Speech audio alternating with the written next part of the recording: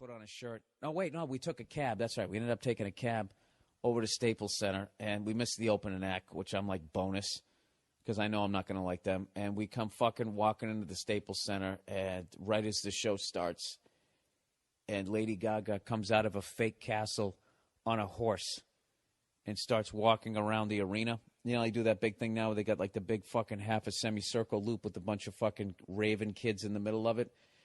And that's what started it off. And then she sang one of her songs.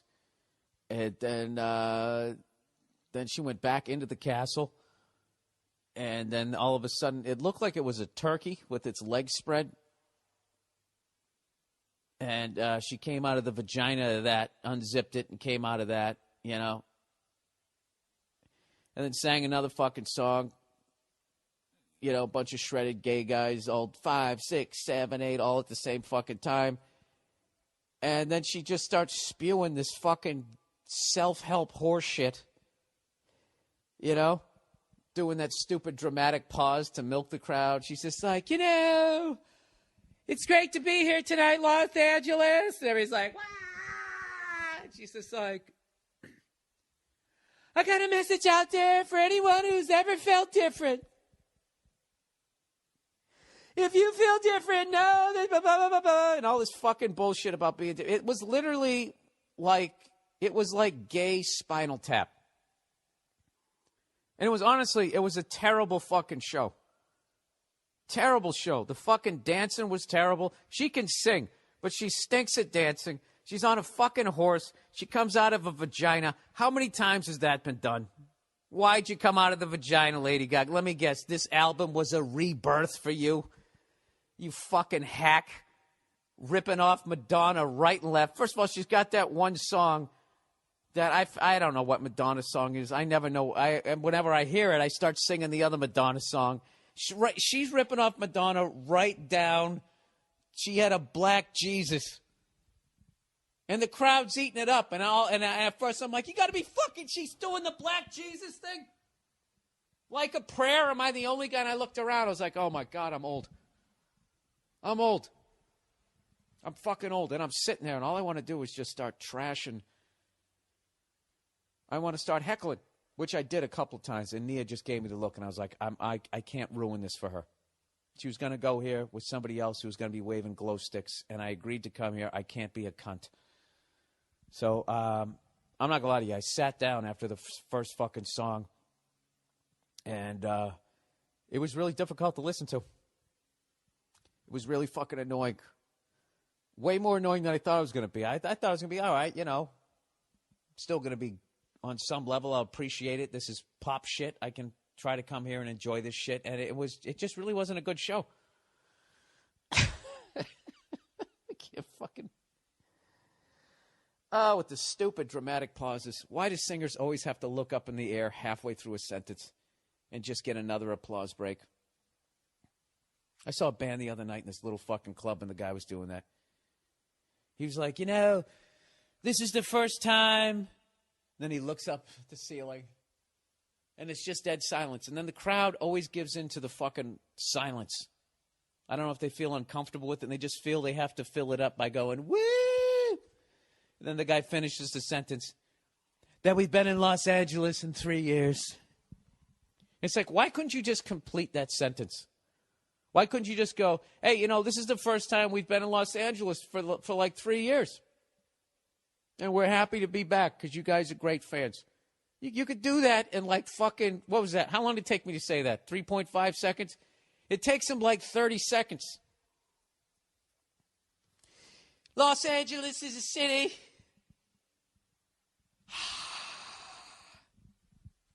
That's on the west coast of this country. And you know. Oh, it's fucking horrible. So anyways, Lady Gaga's on stage. I can't believe I have this fucking story. I feel like I dreamed it. She just goes, you know, she finishes another one of her fucking horseshit songs. I think at that point she was like dry humping a yak to protest some sort of Middle Eastern thing. I don't know what the fuck was going on. And by the way, her drummer was the shit. And I really would have enjoyed watching him, but he appeared to be in the dungeon section inside the fucking castle. Because God forbid there's somebody else out on the fucking stage taken away from your fucking horse shit. Oh, my God. And then she had 2 plants in the crowd. 2 clear fucking plants. She calls some fucking young gay kid on the crowd and tells him it's okay. And the kid starts fucking. It's like, how did you get his number? When did you get his number? How did they have him mic'd up? How can I hear this guy clear as fucking day talking into a fucking cell phone that's going through the roof of the Staples Center to outer space, back down to the fucking, through the roof again to Lady Gaga, who's got drapes around her fucking head, right? Crowd's eating it up. Like, oh my God, she's a saint.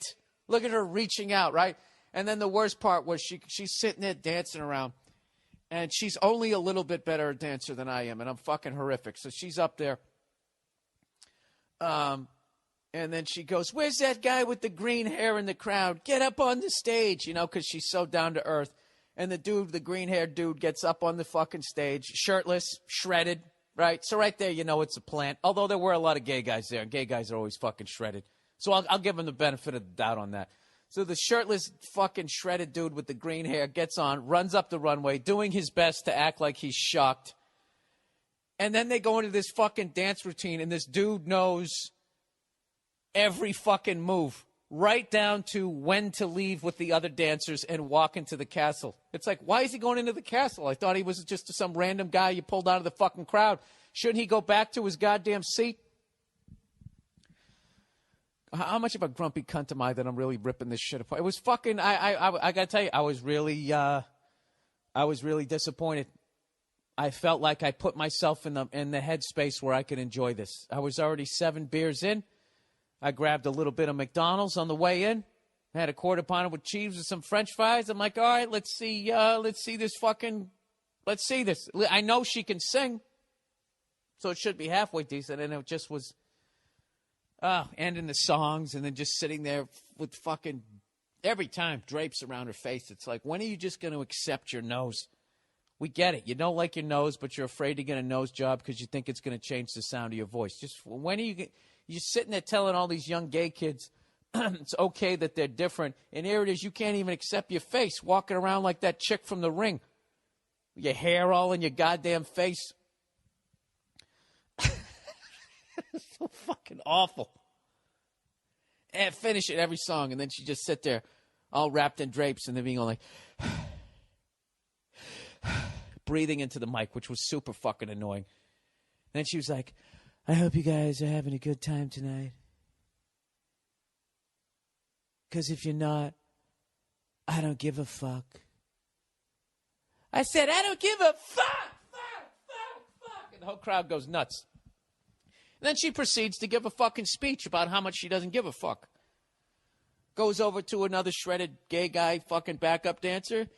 You know, hey, fucking soliloquy. Do you give a fuck? He's like, I don't give a fuck either.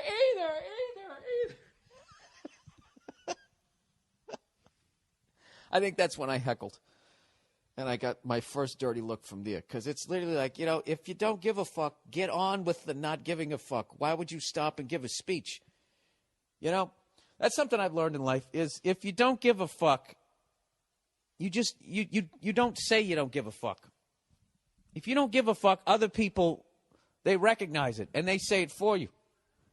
Hey, dude, you know that kid Mike? Yeah, dude, that kid, he doesn't give a fuck. Seriously, that kid, and then you tell the fucking story. But Mike isn't walking around going, you know, telling everybody that he doesn't give a fuck.